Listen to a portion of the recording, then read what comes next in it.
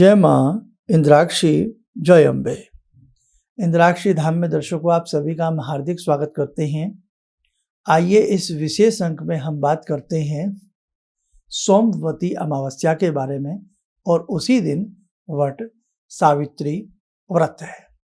ठीक है, ये बड़ा ही पुण्य संगम है।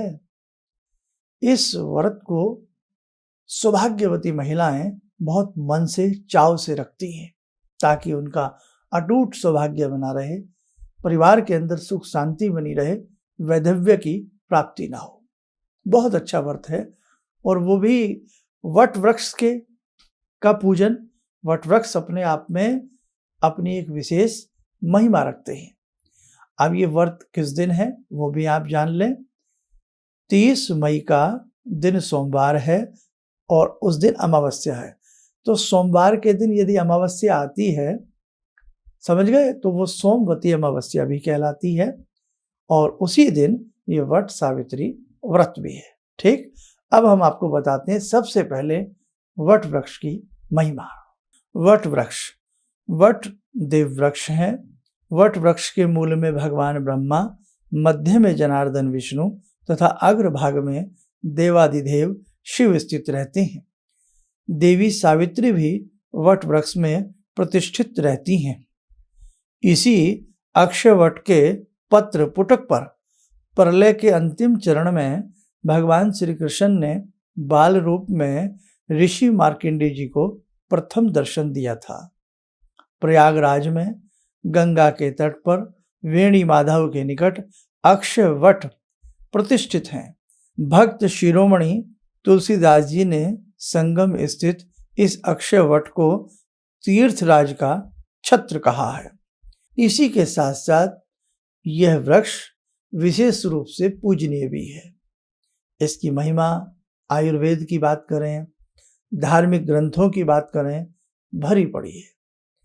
लंबे समय तक ये वृक्ष सीना ताने वसुंधरा के ऊपर स्थित रहते हैं, और इनकी छांव में नाना भांति के पक्षी, मानव सभी इनकी छाया से मातृतुल्य प्रेम प्राप्त करते हैं।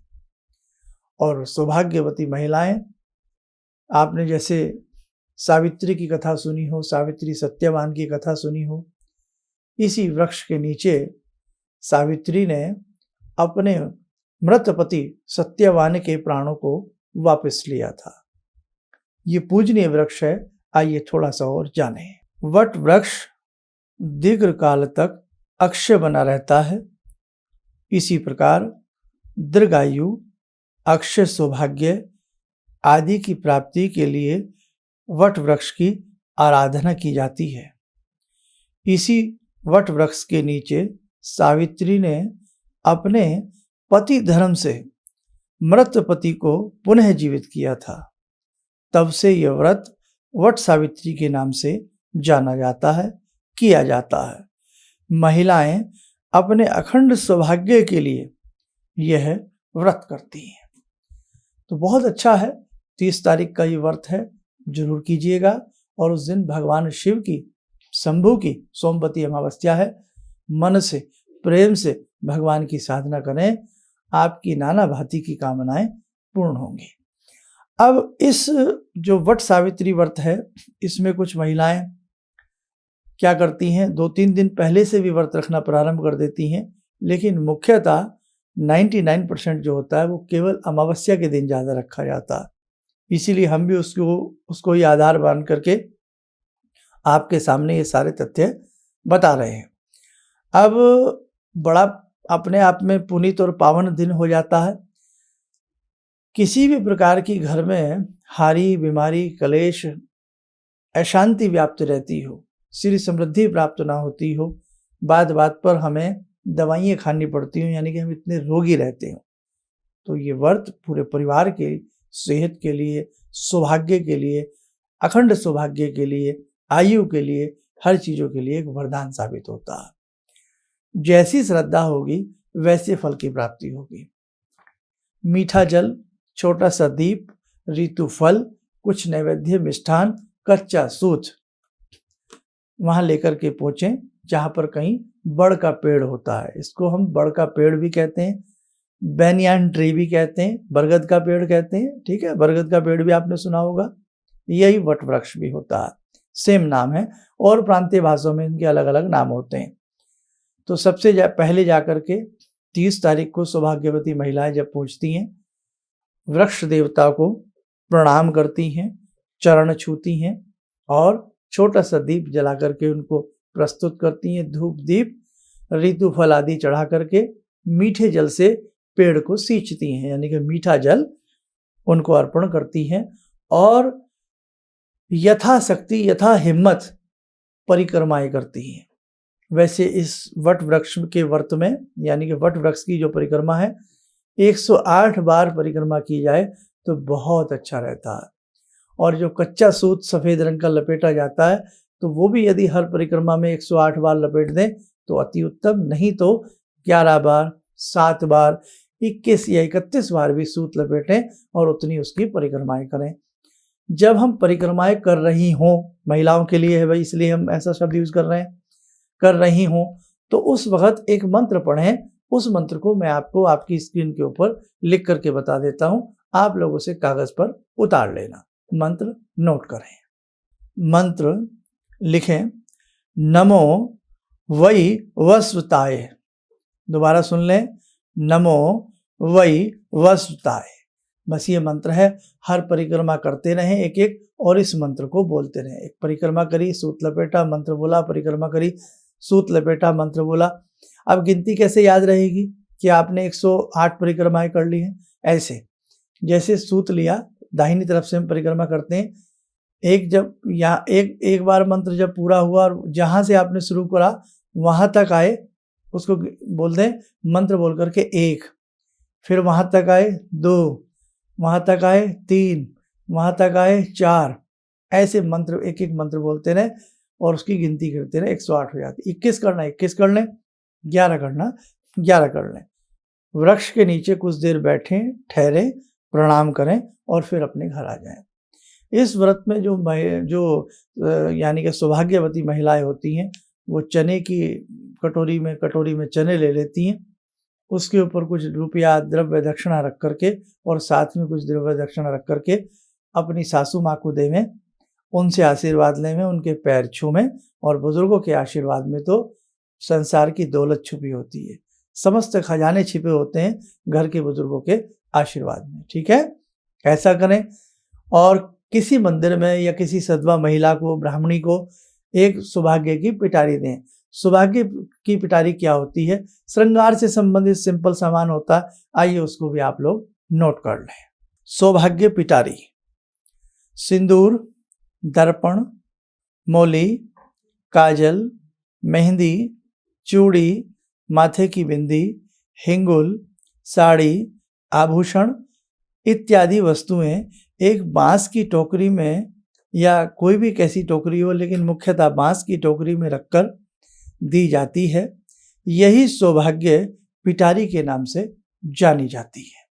तो बस ये सौभाग्य पिटारी होती है। जैसे मेहंदी का पैकेट हो गया, बिंदी का छोटा एक वो हो गया। अब आप हम लोगों से ज़्यादा इन चीज़ों को जानती हैं, तो अपने हिसाब से, अपनी यथाशक्ति, अपनी पॉकेट के हिसाब से मस्तक से लगा करके ये सौभाग्य की पिटारी आप किसी ब्राह्मणी को या किसी मंदिर में आप उनको देकर आएँ। और बाकी अपनी अपनी परंपराएं हैं, अपनी अपनी परंपराओं के हिसाब से भी आप दे सकते हैं। अब दूसरी ये तो हुई आपके व्रत की बात। जो गंगा जी में आज के दिन स्नान करते हैं या किसी तीर्थ स्थान पर जाकर के स्नान करते हैं, बहुत सौभाग्य की प्राप्ति होती है। क्यों? सोमवती अमावस्या भी है। आज के दिन एक लोटे में जल भर लें, मीठा डालें, थोड़ा उसमें काला तिल डालें, दक्षिण दिशा की तरफ अपने पितरों का ध्यान करते हुए ओम पितृदेवताभ्यो नमः बोल करके पुरुष एक मीठा लोटे वाला जल दक्षिण दिशा की तरफ अपने पितरों के निमित्त जरूर देवें। महिलाओं का कार्य महिलाएं करें और पुरुष वाला कार्य पुरुष करें। ठीक है, अपने पितरों की प्रसन्नता हेतु देवें। घर में गायत्री यज्ञ, घर में अपने इष्ट मंत्र का यज्ञ या मंत्रों का जप आदि आज के दिन अधिक संख्या में करें तो बहुत अच्छे लाभ की प्राप्ति होती है। आज के दिन ऋतु फल बांटना, मौसमी फल बांटना, आज के दिन सफ़ेद मिष्ठान बांटना बहुत शुभ रहता है। किसी सन्यासी को वस्त्र देना बहुत अच्छा रहता है। गंगा जी में डुबकी लगाना बहुत अच्छा रहता है। लेकिन हमने अनेकों बार एक प्रसंग सुनाया है कि सोमवती अमावस्या में गंगा स्नान का महात्म्य है। अब लोगों के मन में आ जाता है कि सोमवती अमावस्या में गंगा जी में स्नान करेंगे, स्वर्ग की प्राप्ति होगी। तो मैं ये प्रसंग बहुत बार सुना चुका हूँ। स्वर्ग की प्राप्ति उन्हें होती है, मोक्ष की प्राप्ति उन्हें होती है जो गंगा जी में अपने मन का मैल निकाल करके, अपनी अगाध श्रद्धा के साथ अपने मन को, तन को शिवमय बना करके स्नान करते हैं, उन्हें फल की प्राप्ति होती है। अब गंगा जी शिव की जटाओं से निकली गंगा जी है, भागीरथी की अथक प्रयास से गंगा जी। तो आप ये समझे कितने ऋषिवरों का इसमें किस प्रकार से उनका भाई योगदान कहें, वो पुण्य के भागी हैं, उनके कारण हम लोग भी, है ना। तो आप ध्यान रख लें कि मन में मैल हो, मन में शंकाएं हों, हमारे मन की नीतियां ठीक ना हो, हमारे कार्य की प्रणाली करने की अच्छी सी ना हो, नेक नियति पर हम चलने वाले व्यक्ति ना हो, हर प्रकार का दुराचरण हमारे अंदर भरा हुआ हो और हम सोचे हम डिप डिप करके गंगा जी में डुबकी लगावें तो हमें शंकर जी मिल जाएंगे, प्रसन्न हो जाएंगे, ऐसा कदापि नहीं हो सकता। भगवान न्याय प्रिय है। तो जो व्यक्ति डुबकी लगाए अपनी समस्त बुराइयों को छोड़ते हुए, अपने समस्त मैलों को पहले ही निकाल दे मन से, फिर गंगा जी में डुबकी लगाता है और भगवान शिव के ध्यान को करता है, शिव में हो जाता है, शिव के मंत्रों को भजता है, वास्तव में सोमवती अमावस्या का उसे पुण्य प्राप्त होता है। आज के दिन रुद्राभिषेक करना या आज से एक दिन पहले रुद्राभिषेक करना बहुत ही पुण्य पवित्र माना गया है। तो मेरे साधकों, जितना आपसे अच्छे से अच्छा हो सके उतना करना। जैसे छोटा सा 1 मिनट आपको जरूर लूंगा, पहले भी बता चुका हूं लेकिन आज बहुत शॉर्टली बताऊंगा। माँ पार्वती को यह शंका हुई कि सोमवती अमावस्या में जो स्नान करता है उसे मोक्ष की प्राप्ति होती है और वो स्वर्ग जाता है। अब पार्वती जी ने देखा स्वर्ग तो इतना बड़ा है नहीं और गंगा जी में तो आज बड़ी भीड़ लगी हुई है, ये तो लाखों लोग गंगा स्नान के लिए जा रहे हैं, तो क्या सबको मोक्ष की प्राप्ति होगी? क्या सबको स्वर्ग की प्राप्ति होगी? उन्होंने भगवान शिव से कहा कि शंभु मेरी शंका का निराकरण करें कि मैंने ग्रंथों में पढ़ा है कि जो भी सोमवती अमावस्या के दिन गंगा स्नान करता है उसे स्वर्ग की प्राप्ति होती है। अब स्वर्ग तो इतना बड़ा मुझे नहीं दिखता, तो मैं कैसे मान लूं? लेकिन मैं ये भी नहीं कह सकती कि जो शास्त्रों में लिखा है वो गलत है। भगवान शंभु ने कहा आइए हम शास्त्र की गरिमा भी बताते हैं और सोमवती अमावस्या की मर्म को भी आपको बताते हैं। आप हमारे साथ चलें, एक लीला रचते हैं, जैसा हम कहें वैसा करें।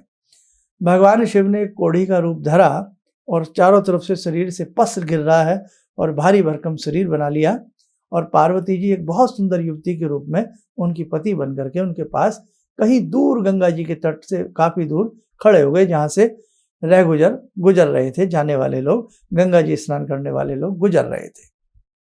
वहां से लोग जाते, पार्वती को देखते, उन्हें नहीं पता ये भवानी खड़ी हैं, उन्हें मालूम नहीं है कि यही शंभु हैं, ये भवानी है। हम लोग अनभिज्ञ हैं, हम लोग पहचान नहीं पाते। वहां से दुनिया जा रही है, गुजर रही है, तरह तरह के व्यंग। कभी कोई पूछता अरे इस कोढ़ी के साथ आप क्यों जीवन खराब कर रही हैं, आप हमारे साथ चलें, ऐशो आराम से आप हमारे साथ रहें।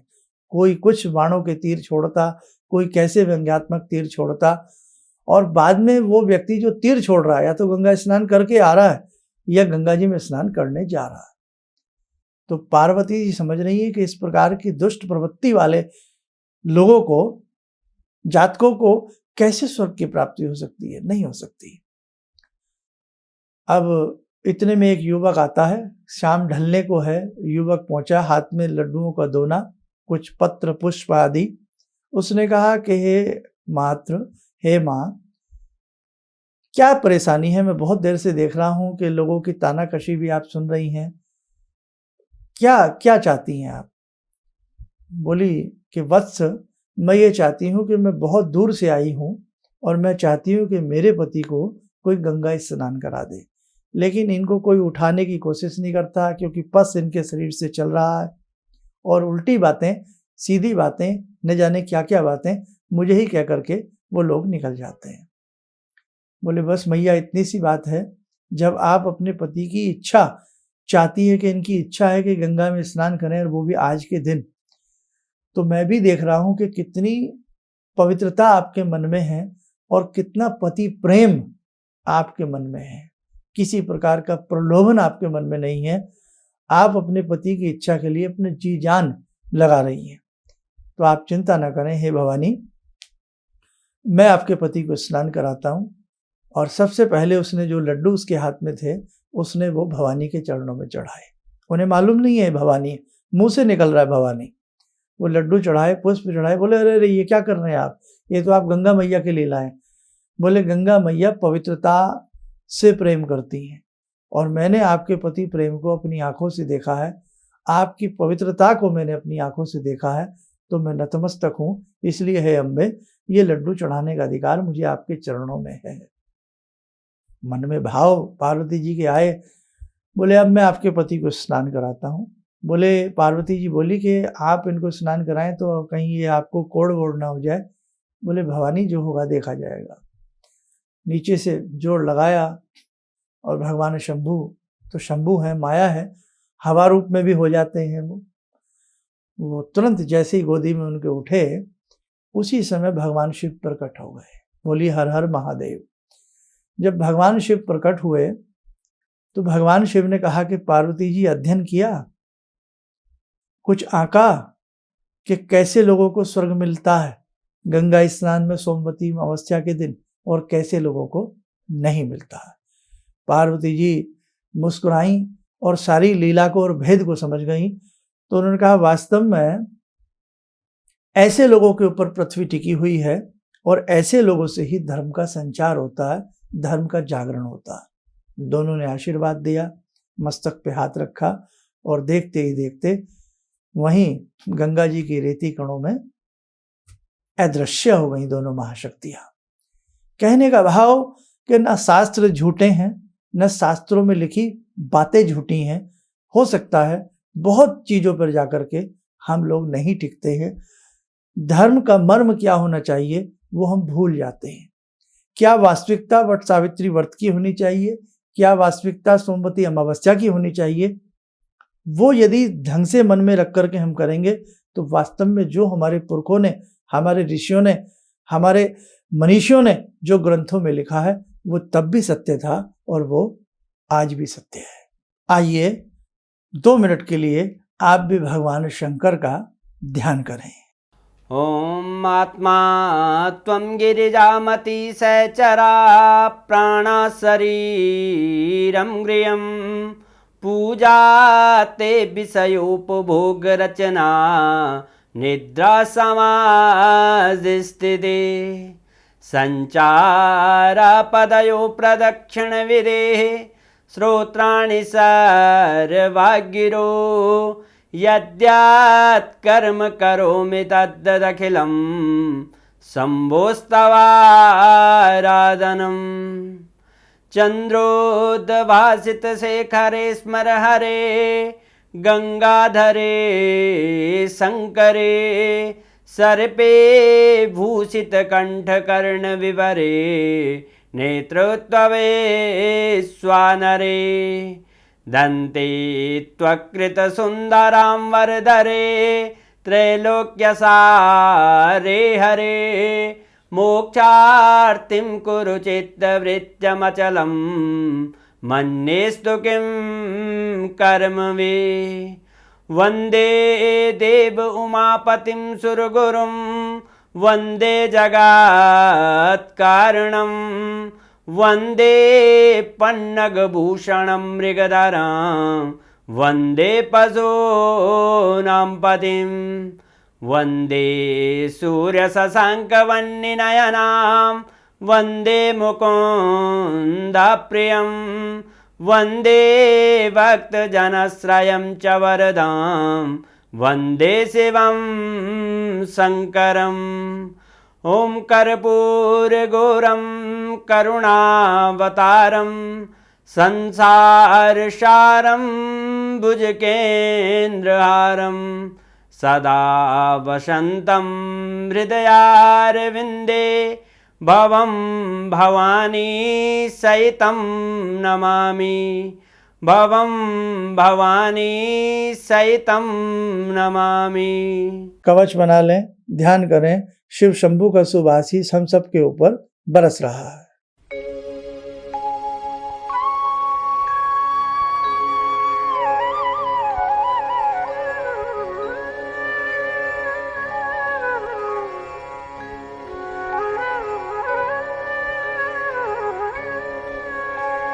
ओम बोलते हुए नेत्र खोलें, सामान्य हो जाए। ज़्यादा समय आपका नहीं लेता हूं, बस बहुत अच्छे से 30 तारीख की अमावस्या है, 30 मई सन 2022। कई बार ये कार्यक्रम हमारा बाद में भी लोग देखते हैं, तो पता रहे कि ये कार्यक्रम कब का है। तो ठीक है, 30 मई को अच्छे से रखिएगा, घर में मंत्रों का जागरण करिए, जितना अच्छे से अच्छा कार्य हो सकता है करिए, लेकिन भावना शून्य नहीं, भावना मैं होकर के करिए, ये ध्यान रखना। हम अक्सर कहते हैं न विधि न विधान, आजकल मनोरंजन प्रधान। आजकल लोग गंगा जी भी जाते हैं तो सैर सपाटे के लिए जाते हैं, गर्मी में स्नान करने के लिए जाते हैं। ऐसा नहीं करना चाहिए। धर्म क्षेत्र में जाएं तो धार्मिक आस्था और धार्मिक मन और धार्मिक बन करके जाएं। आप सब स्वस्थ रहें, सुखी रहें। इन्हीं शुभकामनाओं के साथ हम अपनी वाणी को विराम देते हैं। जय जय अम्बे। मेरी बहुत दिन से दिली इच्छा थी कि आप जैसे कोई मुझे धर्मात्मा पर महापुरुष मिलें और मैं वहाँ जाके जुड़ के और देश समाज से के लिए कुछ कर पाऊँ।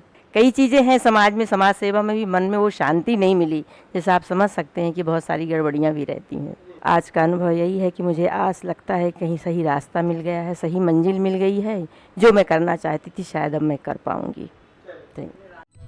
किसी भी समस्या के समाधान के लिए मिले प्रसिद्ध हस्तरेखा एवं वास्तु विशेषज्ञ प्रोफेसर धर्मेंद्र शर्मा जी से। नोट: शिविर में भाग लेने हेतु एवं व्यक्तिगत रूप से मिलने के लिए कॉल करने का समय सुबह 10 बजे से शाम 6 बजे तक। हमारे विभिन्न ज्ञानवर्धक कार्यक्रम देखने के लिए आप हमें अभी सब्सक्राइब करें, बेल आइकन को प्रेस करें ताकि आप देख सकें हमारा कार्यक्रम सबसे पहले। और अधिक जानकारी के लिए फेसबुक पेज को लाइक करना न भूलें।